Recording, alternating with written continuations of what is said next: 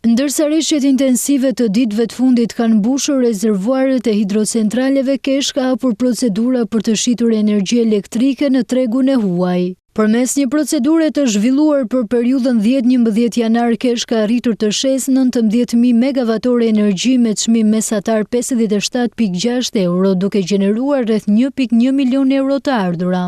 Ndërkohë, pas mbylljes së kësaj procedure, Kesh ka hapur një tjetër procedurë për periudhën 12-18 janar për shitjen e energjisë elektrike. Një total prej 59.990 megavator u kontraktua me çmim mesatar 59.82 euro për megavator sipas njoftimit të Korporatës Elektroenergjitike Shqiptare. Shitja është bërë ndarë në 3 lote dhe çmimi më i ulët për megavat ishte 22 euro, ndërsa çmimi më i lartë arriti në 90.10 euro.